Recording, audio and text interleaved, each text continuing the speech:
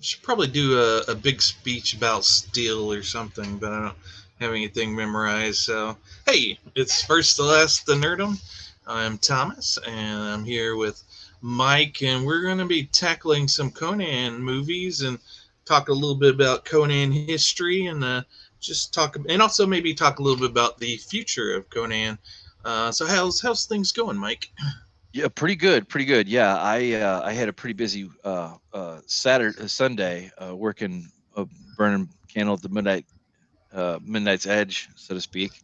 And no, well, that was poor. Anyway, yeah. So I really enjoyed this week's main event, and yeah, I'm ready to get down. I really enjoyed it.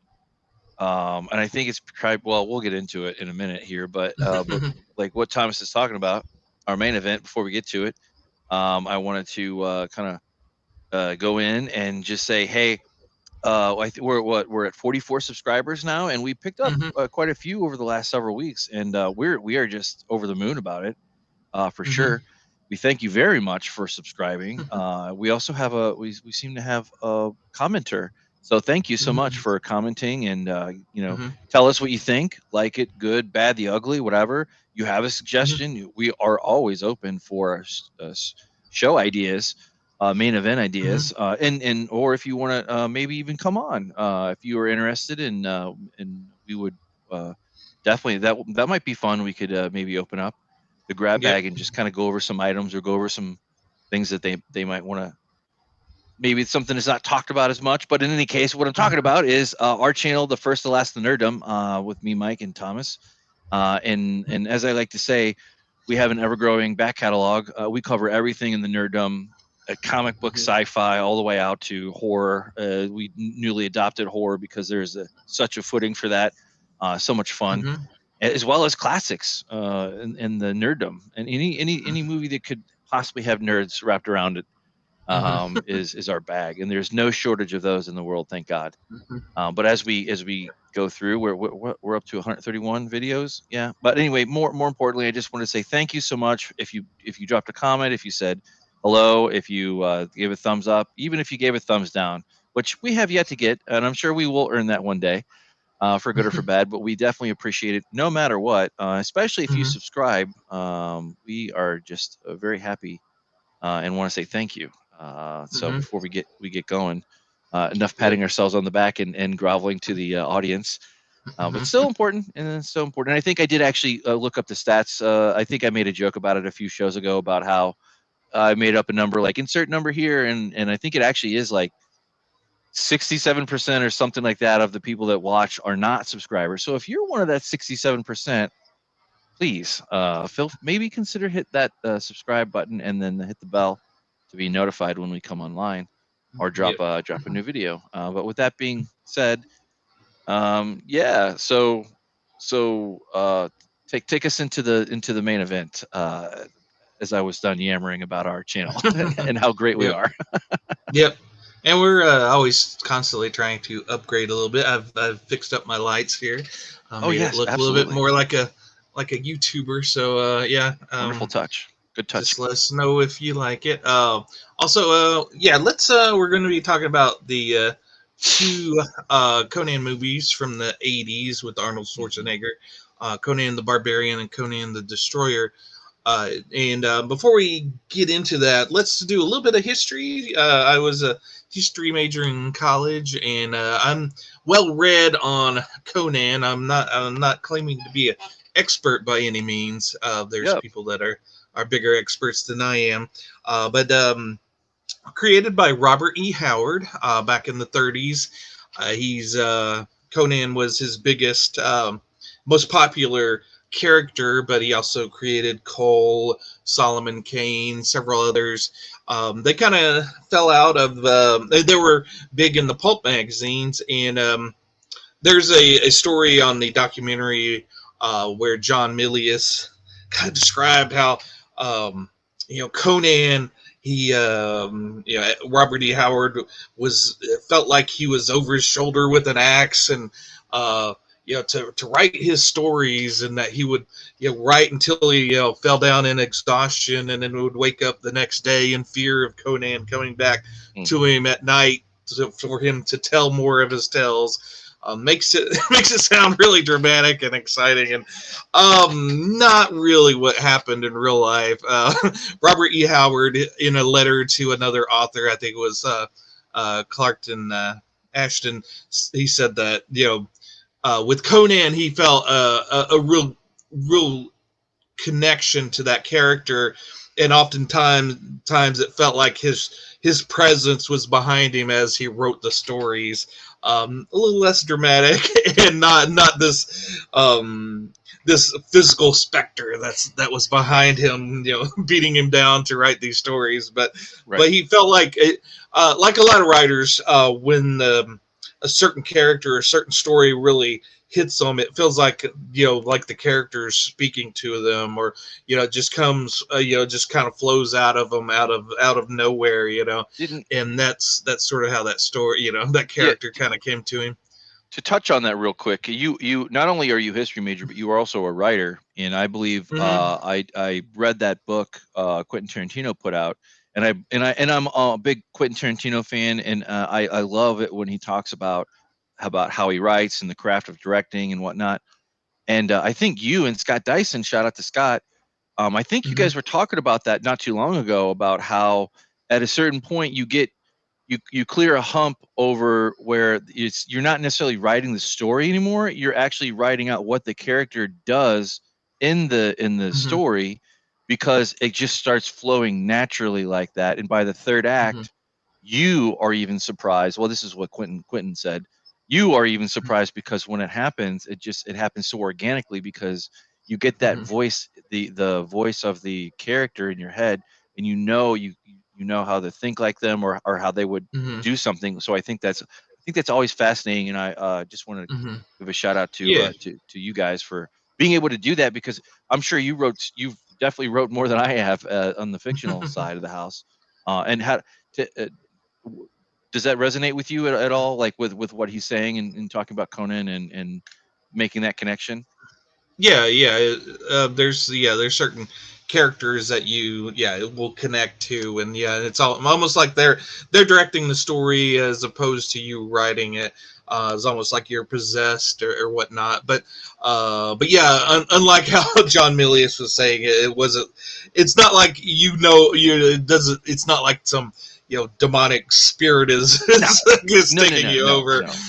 But yeah, it's very much just that the character, it's you resonate with the character so much that it just kind of flows out of you. And Robert E. Howard, he was very much into that barbarian mindset. He was very against civilization. He felt that Mm, civilization was only temporary, and that everything would always kind of fall back to just go back to nature, and the barbarian way of life. That was mm, much truer and truer to the human spirit than any civilization that could be made.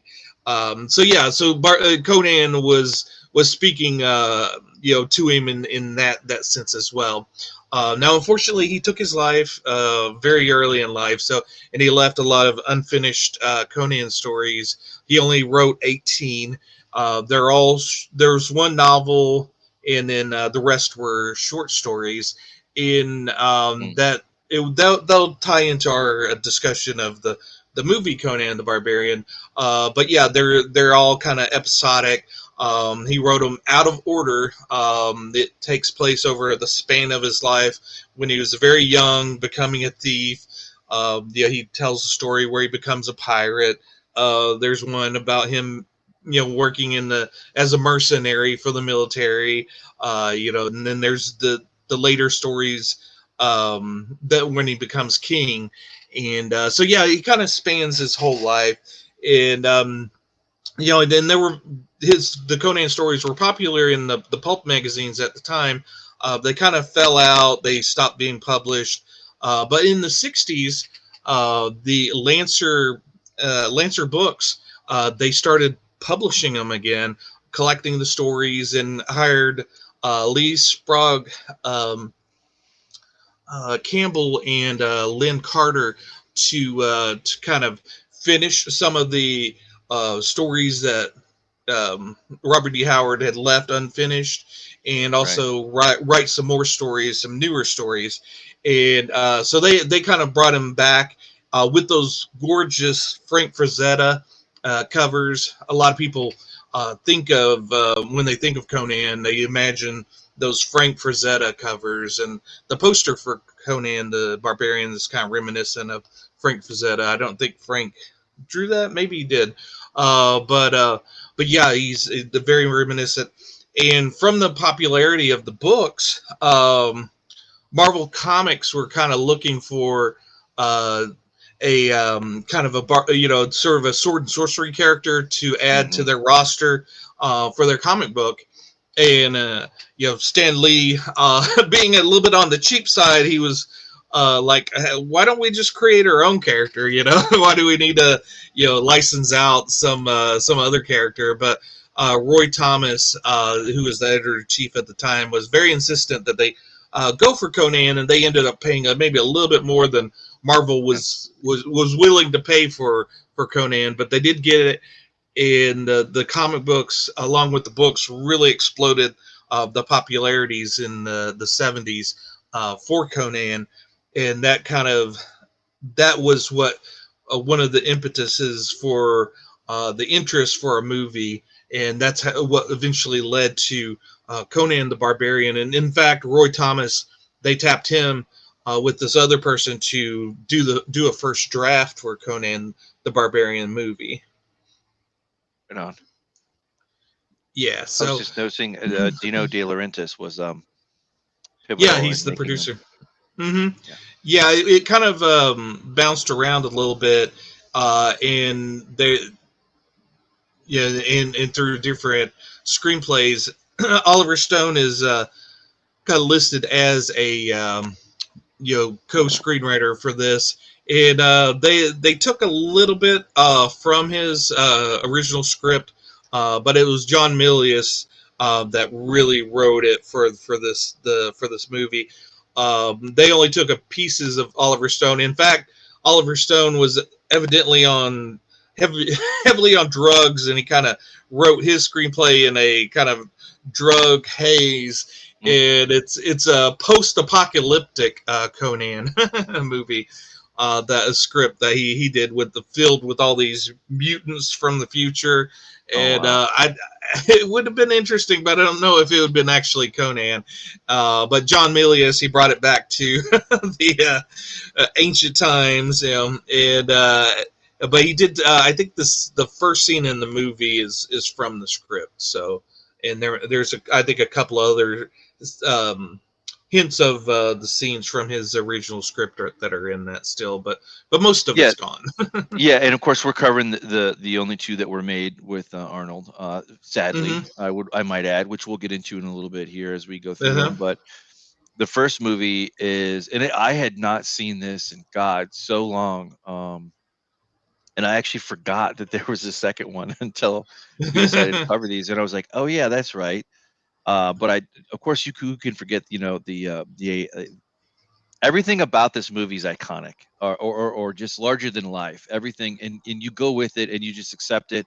And I love that about this movie. And Hmm. I forgot how much I really enjoy uh, just a classic action. I mean, this is the most distilled down, obviously fantasy, but very healthy action adventure sequence that's there, and it boy, it works. Like it's kind of like when you haven't seen an Arnold movie in a really long time, like Terminator or Hmm. Predator, those kind of things. And we've kind of brushed across some of those over the course of our show. But yeah, Hmm. this just makes me want to read more about that world and like learn more. And of Hmm. course, at some point, we're going to get around uh, to doing um, Elgin or Elgin. Uh, Help me out. Sorry. Oh, Elric. Elric, thank you. Good Yeah, God. Yeah, sorry. Elric. Yeah, Which is yeah, obviously in the same kind of sword and sorcery, genre, yeah. He as you was were. Yeah, he was tasked in the '60s by a publisher that was asking for sword and sorcery stories in the vein of Conan. So Right, right. Elric was written with that in mind. In fact, I'm currently reading. I actually just finished one of Elric's novels, the Nice. ones he wrote in the 2000s, or at the Dream Thief's daughter. But yeah, now, there's a bit of debate and controversy as far as how true is Conan the Barbarian to the character. Is this really Conan? So let's get into that a little bit. Now, the stories of Conan by Robert E. Howard are pretty clear as far as the timeline of Conan. Now, they're just 18 stories, but they kind of cover a good span of his life. So we kind of know where he went. Now we don't know all of his stories, so an author could come in and kind of plug in things in between the time frame that Robert E. Howard is doing. But it's pretty clear as far as Robert E. Howard's story is that Conan is a Sumerian. He grows up to be a teenager, and he decides, on his own that, hey, I'm looking for adventure. I want to get out of this, the Samaria. I want to see the world, and he goes. He travels, and Right. so the whole thing of him. Spoilers for the beginning of the movie. This tribe comes in and kills off his tribe and Yep. kills his parents and puts him into slavery until I don't know however old he gets to in this as a slave. Now there's Very in Robert E. common. Yeah, It's a yeah, very well worn doormat for this kind of setting up the genre yeah, of yeah. like there's I can think of like millions of, or not millions, but Hmm. lots and lots of other Hmm. stories that kind of begin like this, like where Yeah. the whole thing is Hmm. decimated, mom and dad are dead, kids are left Hmm. alone, kids get enslaved, yada yada yada. Yeah. It's but it works. You don't question it, and this is like one of the originals, OGs, in my Hmm. opinion. Yeah, This is but yeah, so this doesn't add up to Conan's story. This whole beginning is completely different. That's sort of like, I guess, if you put in the Christmas Carol, if Scrooge was just a common worker instead of a rich man, you kind of change up elements that. So I can see where some people would be very saying this isn't Conan. Conan would not have been a slave for that many years. He would have broken out. He would have right. freed himself. That's not the spirit of Conan. And I tend to agree. This is more in line with the Cole the Conqueror. That storyline. He is a slave for most of his life, and Mm, he's a gladiator, and he gets out later right. on, and Cole is actually the forefather of Conan. The Conan kind of sprang out from him. So yeah, John Milius is kind of mixing up different characters, and so he's not a Conan purist. So if you're a purist, I see where, but I understand because with the Conan stories, they're very episodic. A lot of times, Conan's not even the star of the story. Like Right. there may be a murder mystery happening in the story, and he's kind of like a player, kind of observing it, the whole thing. So it's from taking Robert E. Howard stuff and trying to put in a long 2 hour narrative. It's hard because Conan's sort of he's a adventurer, he's a traveler. If you're going to do a Conan story, it'd be better as a TV series now, sort of like Game of Thrones or something. In Uh, fact, when I I would was agree with that. yeah, but to tell a satisfying narrative story, he needed a villain that could be run the span of the movie, and you needed to give Conan motivation. So I can understand why they did what they did in the beginning, to give him that motivation, that story, that drive to you know to seek revenge on that character. So it's still Conan. once he gets out of being a slave. So I just kind of overlooked that beginning. But yeah, it's not true Conan, but there's a spirit of Conan that's still retained in the movie. And Yeah, there's kind of that. There's a quick dialogue little bit on in the second movie at the very beginning, and it's not giving anything away. Like where he gets in a situation and there's a opposing force and they want to capture him and the thief, and he's like he defeats all of them, and he's like, you don't have anything I want, and then she, the queen, whatever, gives a speech. Evil queen gives a speech and says, well, you aren't you about freedom, and you're about free, and you have no master, and da da da da da, like, which is kind of like you go with it, but it's you don't think of freedom fighter. Conan is not the first one you think of, like when it comes more like nomad than anything else. yeah, yeah, and I also want to say that while growing up, yeah, yeah, the for me, he was sort of like the Game of Thrones of my time. He was that fantasy was about nobility and going for a pure cause, whereas Conan, when I was a kid looking at the like say Savage Sword of Conan magazine or a comic book on the shelf, there was a bit of a danger to it. There's like that, he's there with those half-clad women fighting these horrific monsters, Right.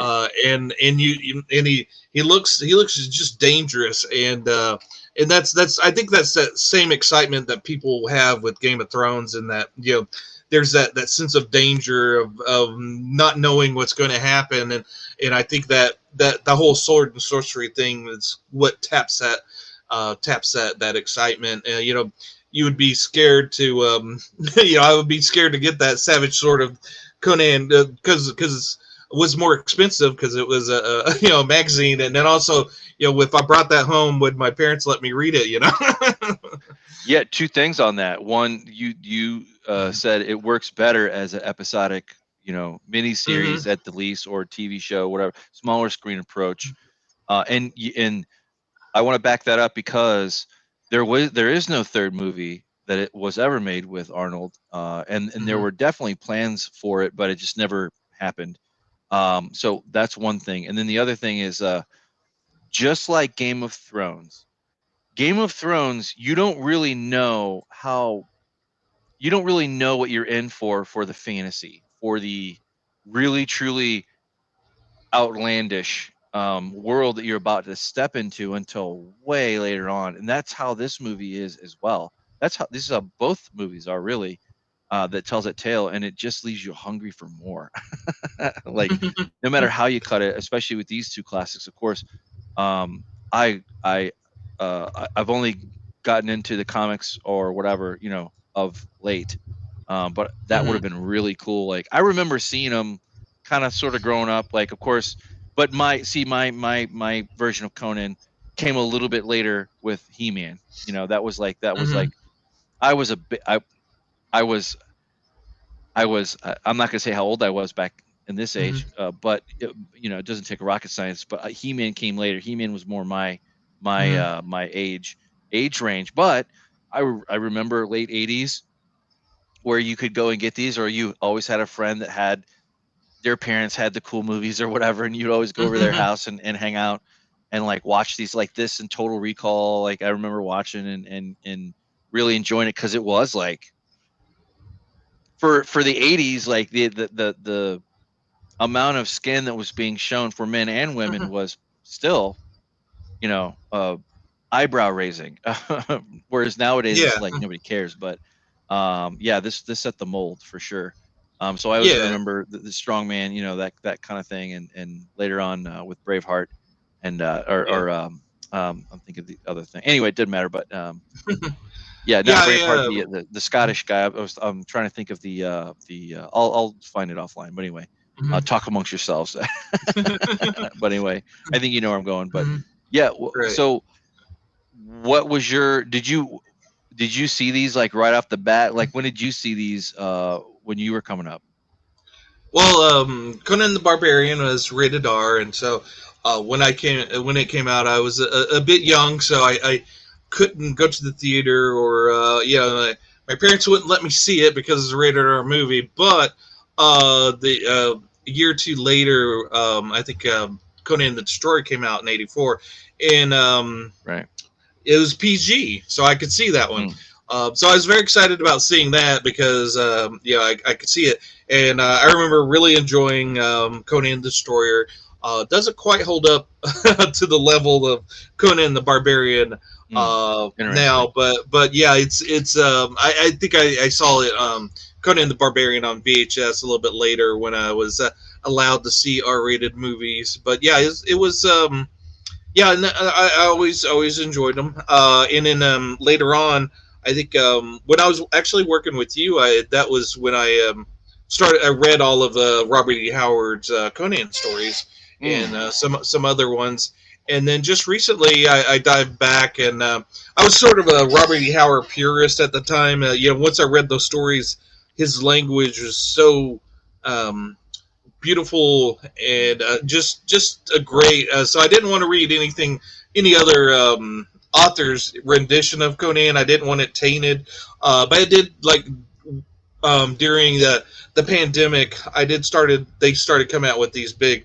Marvel got the rights to Conan and started coming out with these omnibuses of the old Conan the Barbarian comics and Savage Swords, and I was buying those and reading those and was really enjoying those. And in fact, Robert E. Howard never called Conan Conan the Barbarian. It was always Conan the Cimmerian if he Mm. gave him a title. It was actually Roy Thomas when they did the comic book. He named the comic book Conan the Barbarian, so that's where that Of came from. where it landed. Yeah, yeah, and and Roy Thomas actually went through and adapted all of Robert E. Howard's Conan stories in Conan the Barbarian and Savage Sword. And the first artist was Barry. I think it's Barry Windsor Smith, but he only did a few issues, and then John Buscema took over, and I think Frank Frazetta and John Buscema both are hand in hand in creating what Conan looked like in the Mm. Conan's world. And in this movie, Conan the Barbarian does a great job of kind of replicating that. And Arnold's, I think at the time was probably the best choice for Conan. I don't Oh know. yeah. He kind of embodies that spirit of Conan. Yeah. But I don't know. I don't know if he's the. Um, I think there could be a better one just because the way Conan is written in the Robert E. Howard is books. He's or stories. He's very smart, very articulate. Right. He Okay. travels all over. Yeah, he travels all over and He's a can world speak. traveler. Yeah, he's a world traveler and can speak all the different languages. Mm. I mean, So he he's could more talk like to anybody. Yeah. he is more detective or smart side of Batman than like Mhm. raw Yeah. brutal Batman, Right. beat him up, Yeah. whatever. Yeah. Yeah, and he at one point he becomes a mercenary in charge of these armies, and he's a statistician. A tactician. He can, Yeah. he can Now orchestrate see, these now armies. you suck me in again. I'm gonna have to go read the original, the OG, the actual books that that Hmm. that Howard made on Hmm. these. Yeah. And that's funny. Okay, so let me follow up with this. If you say that about Hmm. Arnold, and I get it. Nobody's gonna poo poo Arnold and say he's a poor choice. But based on what you said, though, what do you mean, like that we have yet to see a more well-rounded, better version of Conan? Yep. Because like looking toward the future, so you think that even better things are coming than just what we have now, and what we have now, to be honest, is pretty damn good. I mean, Arnold classic, but yeah, that's funny. It's funny you Hmm. say that. So he's not like this silent type. He has words, but when he speaks, but although I will say this about Arnold's character or his portrayal of him, okay, he doesn't have a lot of lines. That's true, but when he Yeah. does speak, it is iconic, and is it's not over the top either. It's lines delivered that make sense, that you accept. He's not a Um, dumb brute. yeah, Totally. yeah. Well, to go back to a few podcasts back, we talked about the good, the bad, and ugly, and I Right. think that story structure would have worked wonderfully for a Robert E. Howard type story where, because the story happens to the characters that they're not Right. actively pursuing. Well, at one point they get their mission and they pursue it, but the first half of the movie they're sort of like just wandering around and doing their adventure, and this whole thing happens to them about the treasure, and then that leads them on into the adventure, and that stoic Clint Eastwood character um, is a good template for Conan. That whole because Conan is don't get me wrong, he's not like walking around the story blabbing and talking and hey blah blah blah. He is quiet. He's stoic, but there's Not Jetty Conan. that Tommy right there Jetty. that right, but there's that he's thinking, he's always thinking, and he's got things going on in his head, whereas Arnold in this movie kind of for a good portion he's stumbling upon, he's kind of goofing around a little bit. So I think if you got someone with the acting skills of Clint Eastwood, that could portray that silent type, but through his eyes and his actions that he's got more going on. He's thinking. He's planning. He's thinking ahead. I think if you got like a brawny guy that could give that presence, that would be closer to a pure Conan. Again, I don't know if you could find a guy like that, but yeah, it would be interesting. The same thing, like say with James Bond. I mean, if you read those books and compare them to the movies, they're in certain instances they're kind of night and day, and you have your different interpretations of James Bond. You have your everybody has their favorite James Bond. So I think it's sort of like your interpretation of the character, and Arnold represents a fun aspect of the character, and you could watch the movie because despite all my maybe complaints or criticisms of the movie, it's still a solid movie in and of itself. If you kind of overlook anything Robert E. Howard related, if you just take it as a story that's being told, it's a great story. I agree. It's classic. Obviously, that's easy to say when it's hmm 40 plus years on. Yeah, hmm right on the line there. Absolutely. Yeah, this has everything in it. It has Arnold. It has James Earl Jones in his prime. It has a strong female lead, although I don't really recall her from anything else. Um, Yeah. but that doesn't mean anything because again, it's 40-year-old movie. But having hmm said that, it has all the great components that it's funny because it has all the great components that a modern, both this one and the next one, it covers everything, and it hmm finds the spot for everybody. It makes sense. Like, I mean, look, it's not like Oscar, whatever, but Yeah. Yeah. And excuse me, I had to sneeze there. Apologize.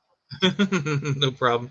Yeah, and it's got some interesting actors. You got your strong actors like James Earl Jones and uh, um, Max Van Sydow. He's in one scene of it that he does a really great job as that Right, King Osiric that gives him the task of rescuing his daughter. right, That one was good. And there's they do take a few scenes from Robert E. Howard stories to put them in there. Like when they were climbing up that tower to steal that jewel. That's sort of taken from the Tower of the Elephant.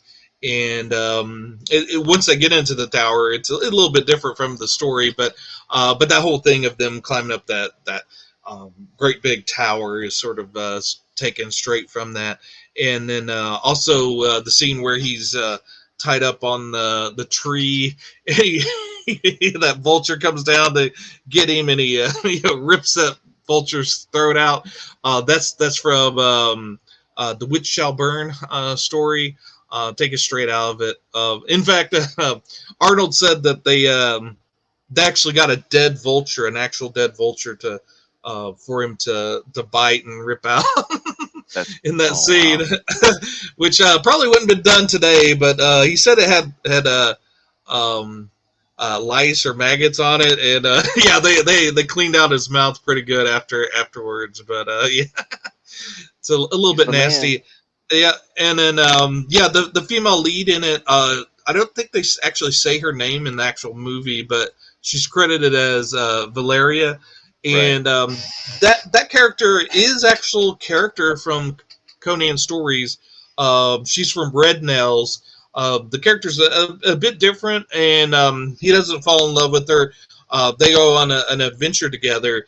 Now, his true love in the stories is Belit, I think is how you pronounce her name, and she's a uh, she's the head of she's a princess that's our queen in charge of these pirates, and they fall in love and have these adventures as well. So with this Valeria kind of being hinted at as true love, that sort of who Belit would have been. But they named her after a different character. So yeah, at least they're nodding towards Robert E. Howard stuff. Yeah, you can definitely tell they cut corner, or not cut corners, but they took a different approach for the source material. But there's Yeah, still enough there to respect, and for them to yep, make its own, obviously yeah, its own yeah. thing. And It's also, very Thulsa Doom, he's from Cole. He's the bad guy from that. But he's reminiscent of um, Thoth, I think is the character's name from the Conan stories. They're both are these sorcerers that deal with snakes from Stygia. They're Stygians. But yeah, there's that sort of interesting kind of history with him. So they at least kind of pull inspirations from the stories and kind of like I said, mix and match things. But again, they're dealing with short stories as opposed to novels where you could adapt a whole novel into a movie. So they're kind of piecing together, and John Milius was probably more interested in telling a good story as opposed to translating the character faithfully to the screen. yeah, Cobra Commander for sure, and of course playing on snakes. But yeah, the I actually so I can appreciate these two from different aspects. This one because it's is the obviously the original, and it just kind of goes from there. And then you can definitely see where one is rated R and one is PG. And the second one was obviously made to be a little bit more family friendly, I guess. Oh yeah, yeah. That's This is kind of the thinking. yeah, the year that Conan came out. Conan the Barbarian did great in the box office, but E.T. came out as well and blew all records. And Right. their thoughts were, hey, if we made a more family friendly Conan the Destroyer, families will come see this and make so much more money. And Right. didn't quite work out so well. And also nod to Dino De Laurentiis because he also helped produce a movie that is the precursor to what started our podcast, Dune. He did the 1980 was it 84's Dune. Yep. Um, Yep. That's why I say I with recognize the name, yeah. and obviously we travel in these circles enough. You're going to get a memory about Hmm. them, like Dario Argento. Shout out Yeah, to kind of our mixed Tenebrae up. show. Yeah. Yep. Yeah, And got to get that, got to get the numbers up so it hits in the top 10 of our most popular. yeah, yeah, definitely. Yeah, yeah. So Conan the Destroyer, they went to Roy Thomas and Gary Conway to write the original script for it. Again, those are the comic book writers. They wanted a more comic book feel to it, which the movie does have. But they took their story, their script, and they had another writer do another pass on it, and I guess kiddified it even more, and Roy Thomas and Gary Conway aren't happy with how the movie came out and how they did their story.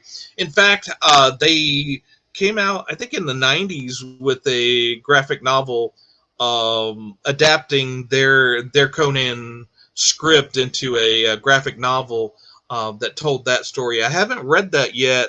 There's not they haven't reprinted it, and the old copies are run a bit expensive. So, but I would love to read that graphic novel, how they originally had did the story.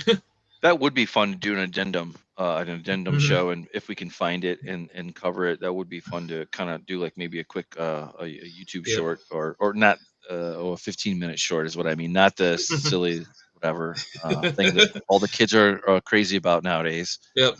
Yeah, The yeah, I I got a the little YouTube bit more. TikTok. Yeah, right. Yeah, right. You're right. Yeah, a real short whatever TikTok. Yeah, yeah. Yep. But anyway, yeah, this I appreciated these movies for different reasons.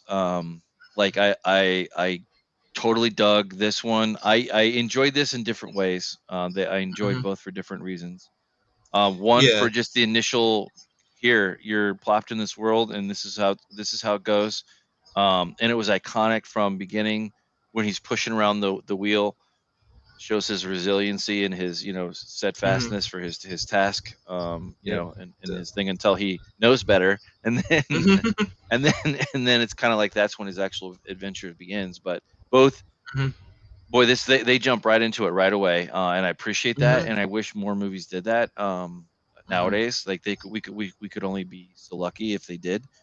But everything I enjoy, like I said, I enjoy these for different reasons, and this was Grace Jones, obviously back in the day, she was a big actress. Will Chamberlain, obviously classic, was the Michael Jordan before Michael Jordan came on the scene. Actually, Mhm. although he was, I think Jordan, I think he was still in Carolina, North Carolina at this time, but in '84, I think Mhm. he got drafted in '80. He was '85. I don't know. It doesn't matter. I'm very poor on my sports history, so Mhm. don't blast me out of the water for not remembering when Michael Jordan came in the NBA.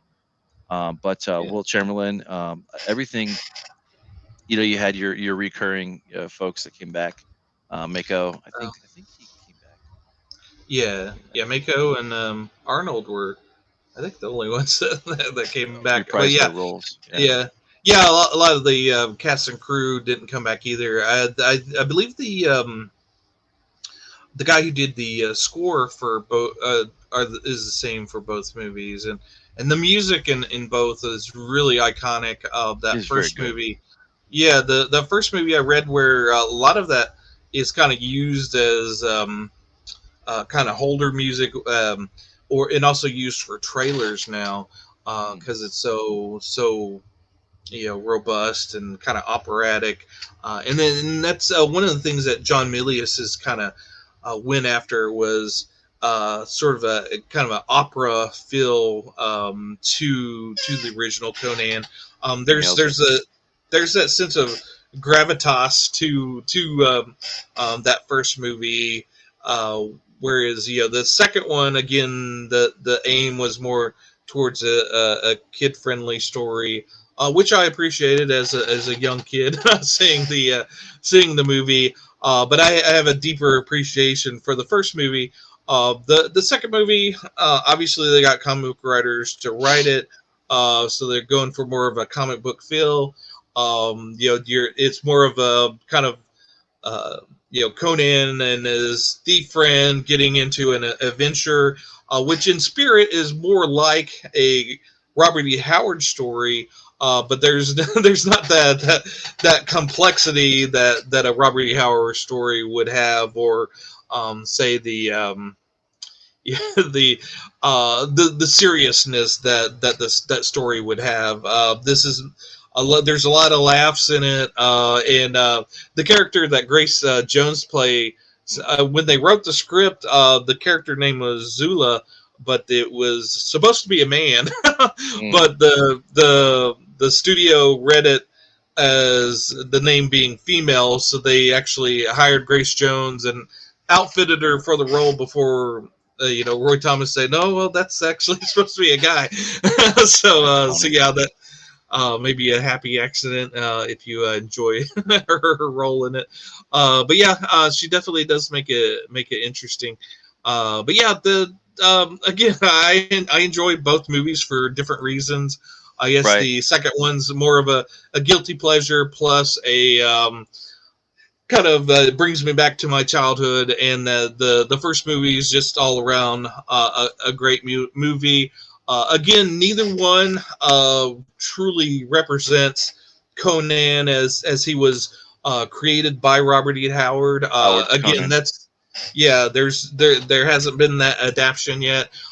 There's also we're not avoiding or forgetting the and maybe we are avoiding.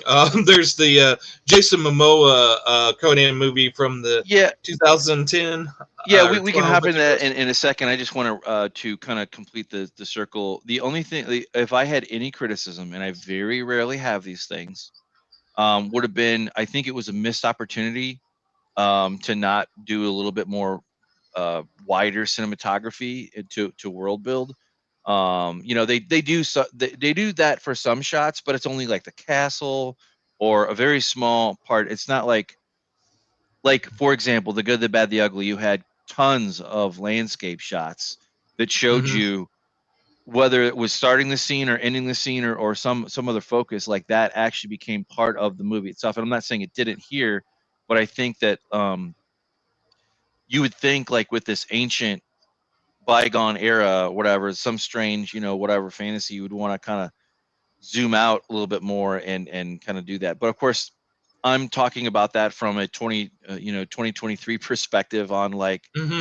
where we've just been absolutely spoiled with that kind of cinematography when it all lines up.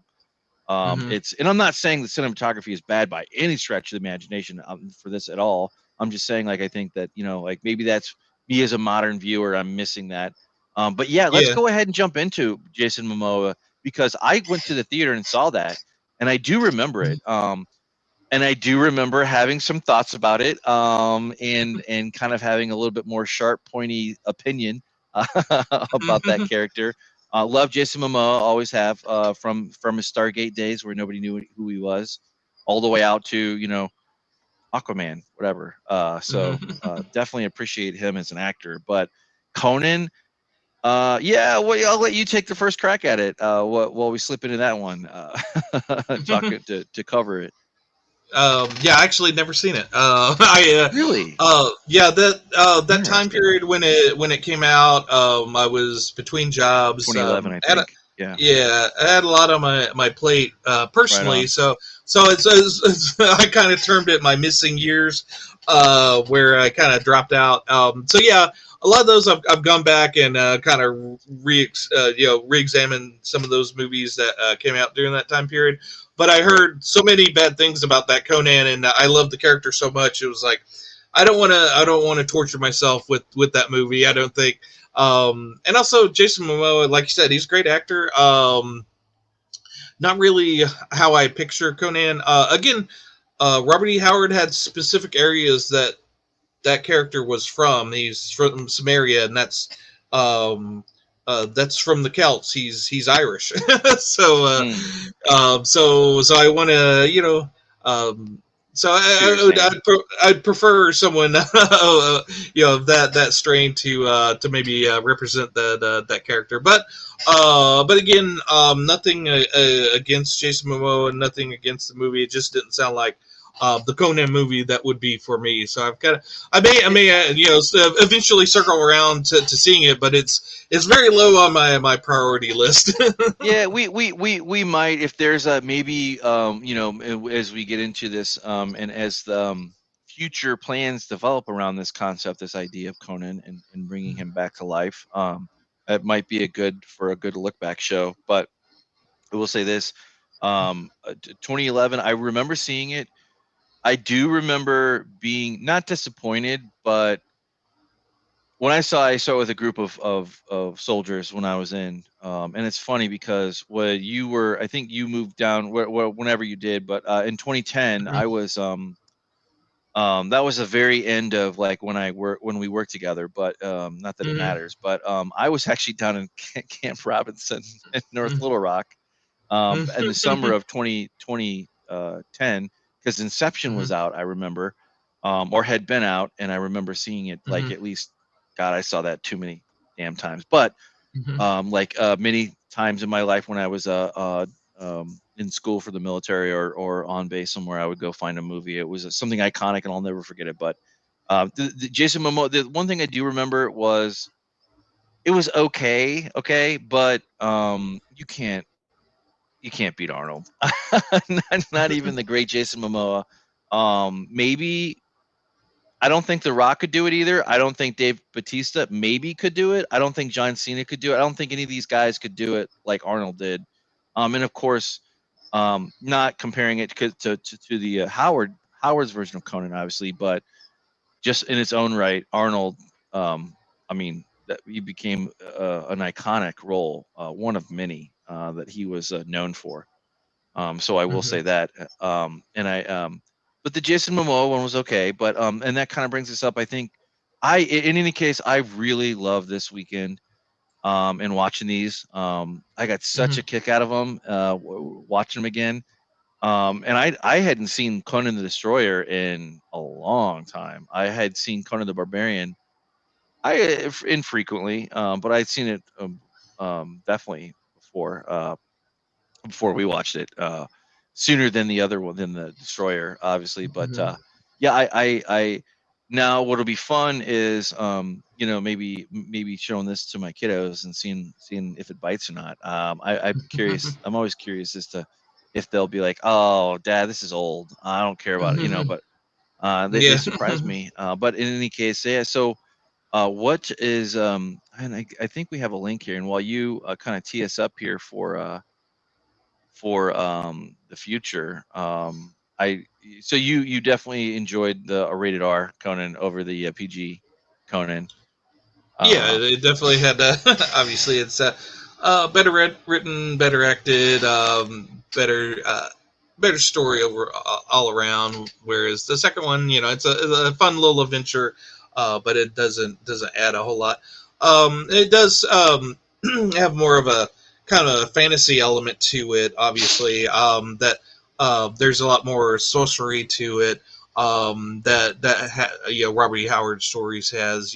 Conan the Barbarian's more of a, even though there are kind of things where a character turns into a snake, there's a lot less of that fantasy element to it. yeah, I would agree with you and I'm going to steal this from our grab bag, and we'll still cover this in a grab bag a little bit more at length. Yeah, But yeah. this is like totally apropos for what we're talking about. Mm-hmm. And I was watching Midnight's Edge, and they'll periodically cover some rumor roundup kind of things like that, Mm-hmm. or things that kind of come up in the headlines, and they mention this occasionally in passing. And I love it, like when they talk about the inside baseball of it, about Mm-hmm. so and so at first had first crack at it, Mm-hmm. contractually, and so didn't, and it's like, thank God, thank Mm-hmm. God that certain things didn't materialize, because it probably would have been Mm-hmm. horribly done. As Netflix is kind of, they've been known to randomly change different aspects, surface level things of a Mm-hmm. character, or even major concepts, and double back on them, and they just don't. They Mm-hmm. just go nowhere. But at the same Yeah. time, Netflix they have just as many, probably just, if not a little bit more, hits. I would Mm-hmm. say it's not absolute crap if they touch it, but Mm-hmm. so is there hope on the horizon for a future adaptation, live action version of Conan? And what holds your, and if so, what holds your fancy with that, or holds your hope, hold you up? Well, yeah, a few years back, again, Marvel had the rights to Conan, so they were coming out with some new Conan comic books, which I read all of those, or most of those. I read the main ones like Conan the Barbarian and Savage Sword of Conan, and then he was also in the Avengers, the Savage Avengers series. I read most of that with him in it. There was a couple other ones that they did where Conan was in the future, and I didn't read that one. But yeah, there's a at the same time, they were the people that own the rights to Conan were shopping it around as a TV series or a series, a streaming series, I guess you would call it now. And they shopped it to Amazon. From what I heard, they had gone pretty far with it, but I think they changed the head of the streaming end of it kind of changed, and they the woman that took over wanted more women friendly stories. So they went with, and this I believe this is all rumors, but they Right, went of with course. went with the Wheel of Time, Right, and made that story more female centric, right. whereas it's harder to do with Conan. So they nixed Conan for in favor of Wheel of Time, and then it kind of flipped over. In For the longest time, it has been with Netflix, and the fact that Conan the Barbarian and Conan the Destroyer have come to Netflix just recently to be shown. I thought that was a good sign, but I think I sent you that article. I think you're going to pull it up where it looks Yeah, like. my bad. It opened up here in this window, and it didn't open up. So uh, you've been yeah. staring at the Conan the Destroyer screen here while I've been screwing around reading the article, like paging through it here. But yeah, Arnold. Yeah, and thank God too that I would rather see a property delayed until the right people get around it and the right Mhm. circumstances, which you never know in this day and age. But I'd say, and Yeah. the one thing that I think I loved just as much as the movie, when I watched Conan the Destroyer, was the very end of the movie. There is such a roll up to a tease of like the this is being narrated by his chronicler, and it leaves you hungry for more. Is the main point that I want to leave off of. Mhm. Whether it's Arnold or whatever, you want to see more. You naturally want to see more. You just want to see more. That's why I Mhm. agree with you. That kind of goes back to your main point a while ago, which was, episodic content makes sense for this because you get so Mhm. much more mileage and bang for your buck for the entire concept, and it does it more justice. And then Yeah. Yeah. you kind of get this such a buildup. It's just such a, Mhm. and then you exit the movie and you're like, Mhm. oh, there is not Yeah. a, there isn't a third one. Yeah. Even if it Yeah. sucked, like it doesn't exist. Yep. Maybe it would have sucked. Maybe it would have been amazing. But that's kind of the Yeah. thing that leaves you with more, which I Yeah. I think think. Yeah. it already drives me to I'm gonna rush to go read the Howard, Mhm. obviously, and then obviously circle back to the comic books. And I'm all ears for Mhm. your at the end of the show. Maybe you could recommend some known good ones. Yeah. Right. But Yeah. anyway, sorry. But Trump. I'm stepping on your toes here.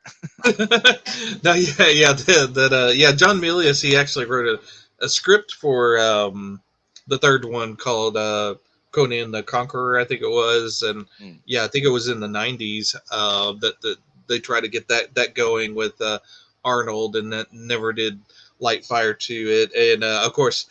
At this point, Arnold's kind of aged out of that script, and there's they were trying to do, they've obviously. been trying to do the Legend of Conan or something to that effect with Arnold as Conan the King, and that's run into some problems as well. But yeah, the current company that owns it, they.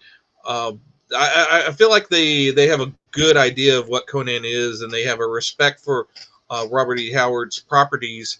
Not only Conan, but Solomon Kane and Cole, and all of them that they have, and so they're very protective of them.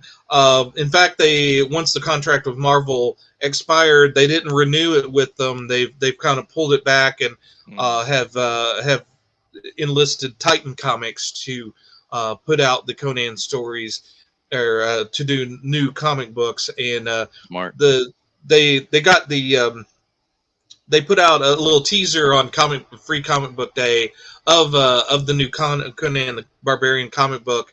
I did read it.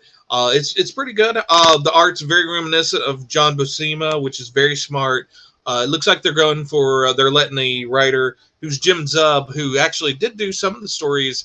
I think either for Savage Sword of Conan or Conan the Barbarian for Marvel. But it looks like they're letting him be all out, do Conan as violent as he wants to, and I think it's to the benefit of the comic book. And they did say that if they did go with Netflix, they were going to push for their creative control of it, and they weren't going to sell Conan short. They were going to make sure that if they did do a series, it would be true to the character. And I think that's probably what was the sticking point with Netflix for them to, just recently have kind of said no to the series. I would just speculating and think that maybe Netflix wanted to insert certain things into Conan that just didn't jive with the Conan story, and that they kind of agenda-driven things. Yeah, they kind of mutually kind of went their separate ways. Thank God. Thank God. Jesus Christ. I can't say that. So they've went through it with Amazon. They went through it through Netflix, and in that article that we're looking at, which we'll link here, and also maybe talk a little bit more on the grab bag. But they're kind of focusing more towards movies now, which may not be the best fit, but at least they could again have creative control over it, because I don't know which streaming companies they could go to. I don't think they're going to go to Disney, and I don't know if Warner Brothers would be interested in it. So they've kind of ran through all of the the streaming services. I don't know. I know Tubi's like a big one, so they could maybe go to them. They wouldn't be able to spend as much money on a show, but yeah, I am hopeful, and I know that if we don't eventually get new Conan movie or a series, it's because they weren't going to compromise on the product, and I'd rather not have the product than have a handicapped Conan that is not what Conan should be. I agree with that 100%. I would rather, just maybe like wait a little bit, or maybe wait for the right time and place for the right folks to come around it and make it happen, because it could be absolutely. And the thing is that sooner or later, Hollywood, one of these companies is gonna they're gonna get their head screwed on right, and they're gonna drop all this modern bullshit, pardon my language, or this whatever, this modern day sensibility bullshit, Hollywood Hills horseshit, and then they'll just let the story play out, because again, 1982, you had a positive, strong female lead, you had a very strong male lead. I mean, the fact that happened, and it happened organically and was true enough to the material, to not disrespect it, is something that modern sensibilities just don't respect, and it's a shame, because there's a lot of great storytelling that could happen with this property. And it's true that there's some damsels in distress in the Conan stories and in the movie, but there is a strong female character in it. Right. And Valeria is a warrior, bar none, in the story. Yeah, and she's not just like some helpless, princess. And Disney princess.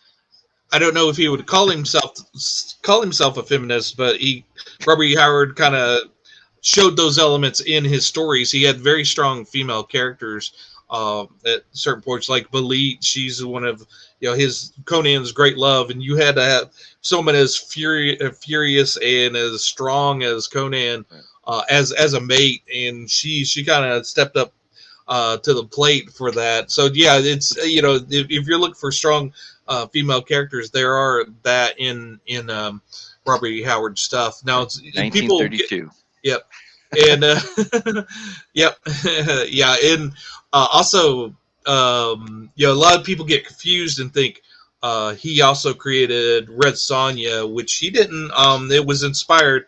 That was a character that was created in the Marvel comics by Roy Thomas. He did grab elements of different characters from Robert E. Howard's stories to create Red Sonja, but she's not truly a Robert E. Howard creation. Right. um, Right. Now, I'm also in a Conan the Barbarian group on Facebook, and there just recently, one of them posted this article. I'll send it to you real quick. It might be a fun thing to maybe in this on. Um, Yeah. but Let me take a look. there's a new movie coming out about a Conan. Uh, Interesting. It's the female Conan. It was, Oh. I Okay. guess, All right. premiered in Cannes Film Festival, and evidently the character is, I guess, inspired by Conan. It takes place over multiple time periods, and the characters portrayed by different female characters. I don't really know what it all has to do with Conan. It might be interesting to see. It sounds like a very experimental, weird movie that kind of Sure.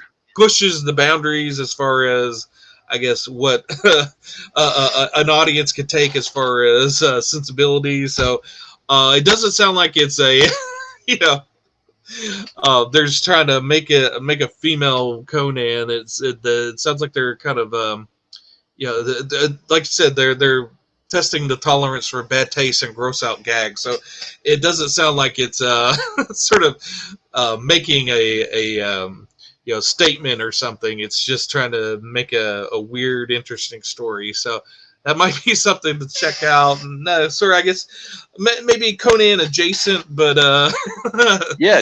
but yeah, For sure. I thought that was kind of interesting. That is funny. That is funny. Yeah. Well, you never know. Like, I mean, I don't know where the hell I would see this, but if I ever got a chance to, like, I mean, why not?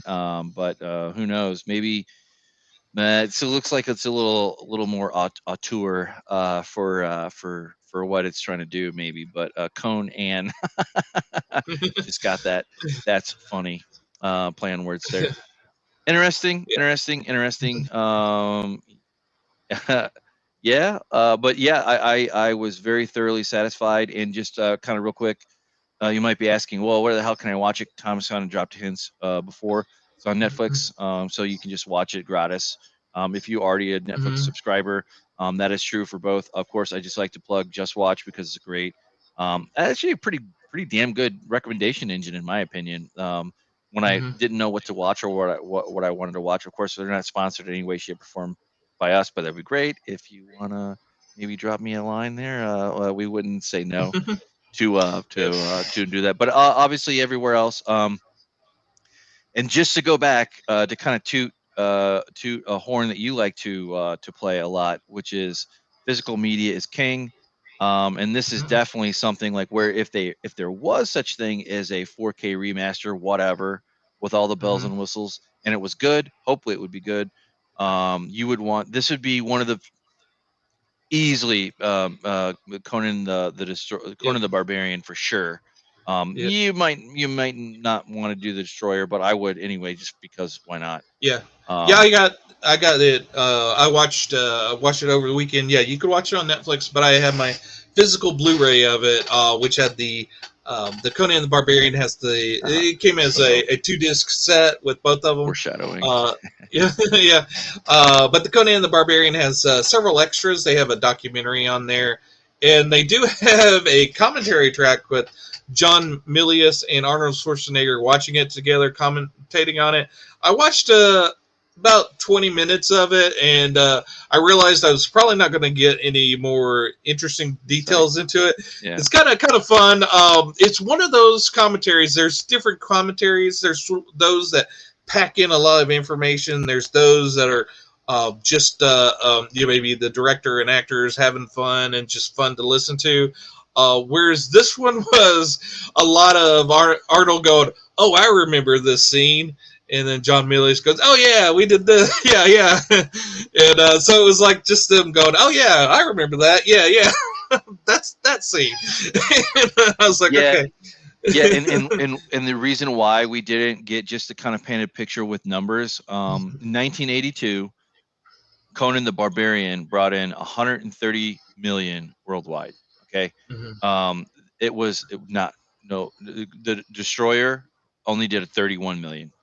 So a tremendous difference there for why there wasn't a third one, which is a shame, as it were, Yeah. because they probably would have taken to that account and been like, you know what, we need to go a little bit more hard, closer to the R than the PG, and find our space there, where it truly pays off. But that Well, being what it was, that well, yeah, and then back in the '80s, their mentality wasn't like it is today, where the sequels you got to get bigger and bigger and right, bigger.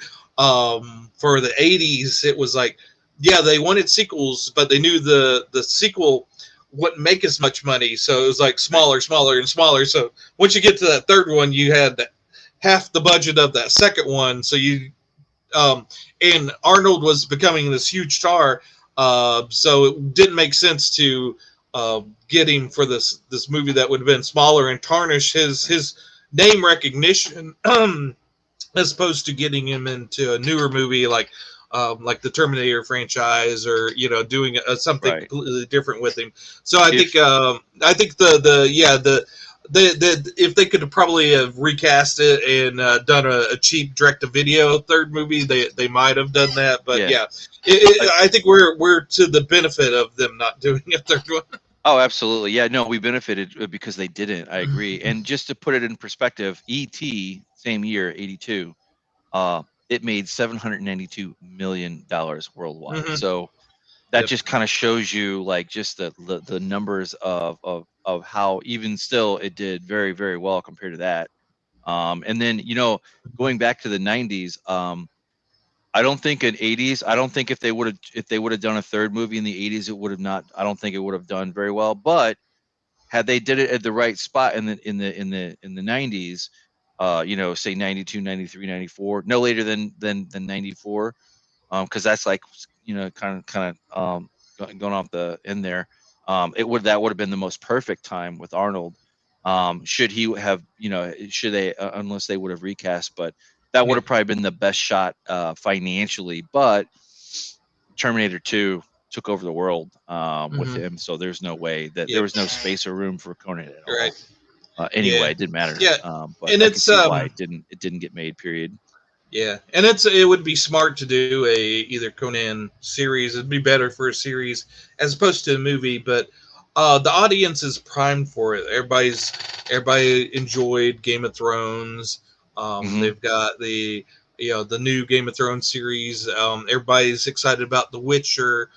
Maybe their excitement's kind of tapering off a little Plus, bit, but it's but Conan, if they do it right, the audience would come to it, I believe.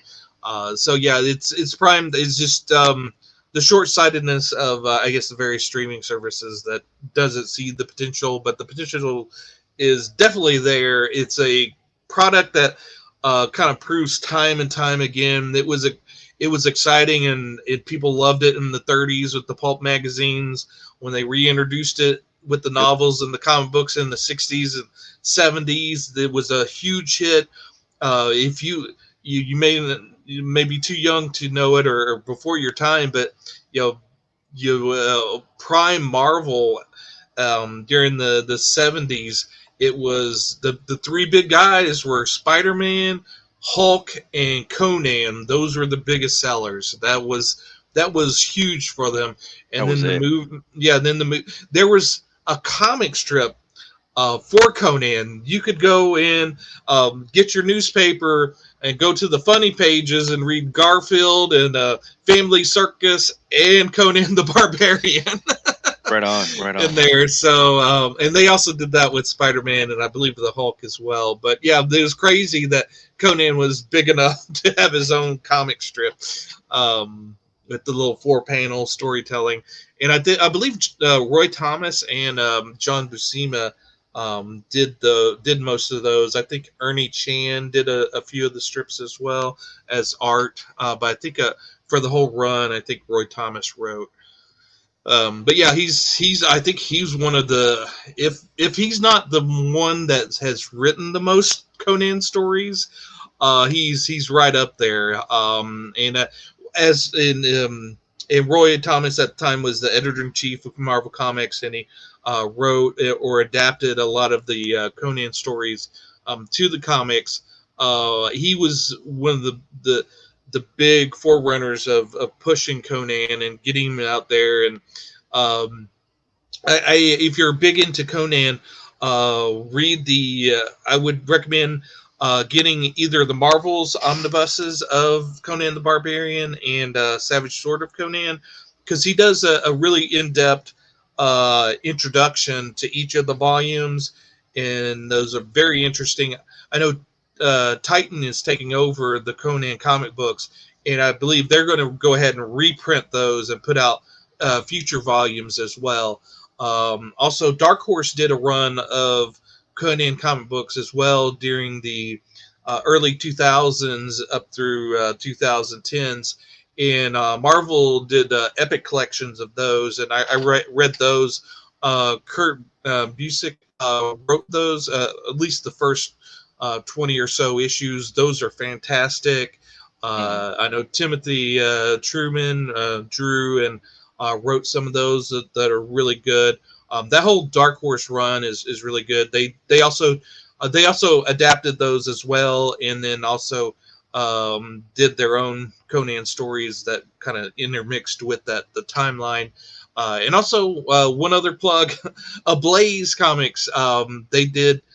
There was some European adaptions of Conan that they published here in the states, and those are kind of a mixed bag, but the art's always really good in it, and the adaptations are really good. So yeah, I've read several adaptations to the Robert E. Howard stories. They're all kind of different and interesting.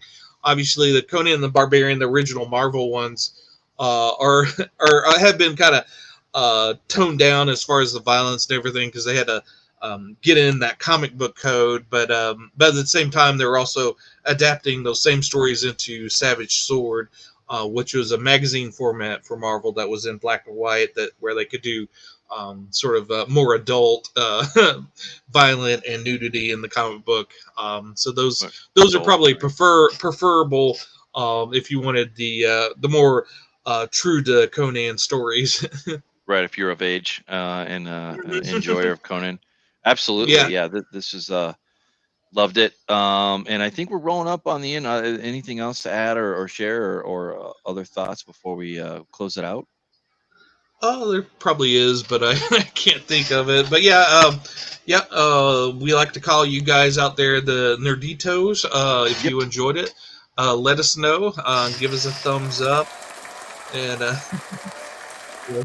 like, subscribe, like and subscribe, and yeah, let us know what you think. We're going to always try to kind of push it out into various places like Twitter and Reddit. And I know last time I tried to promote it on Netflix's Reddit, and I think they kind of blocked it for us for spam or whatever. I, Tubi and Shutter's been great. I've promoted our shows on there, and I've got. I think the best reception was on Tubi, but but yeah, I try to get out there, and I might do a mention out on the Conan Facebook group to kind of promote this as well. But yeah, if you come from any of those places, give us a shout out. Let me know if that worked for you, or or was it annoying? You could just let us know. yeah, absolutely. Yeah. Yeah. I don't think there's going to be too many out there that are going to disagree that one of these two films is going to hit you. And if not, then definitely for sure. There's the stupid camera. Anyway. Yeah. And that, excellent. I couldn't say better. Like what Nerditos, please round up, uh, and let's gather around and go through this thing. But yeah, I love this. This week was fun. It was just fun cruising back through nostalgia, for sure for me, and Mhm. all those wonderful movies that you saw. I got to see when I was a kiddo. Coming up, Not like today. It's a way different world, but there's a lot more to pull for the attention. But yeah, I couldn't say it better. Mm-hmm. I think that's it. But I've been Mike. Mm-hmm. And I'm Thomas. Be a barbarian.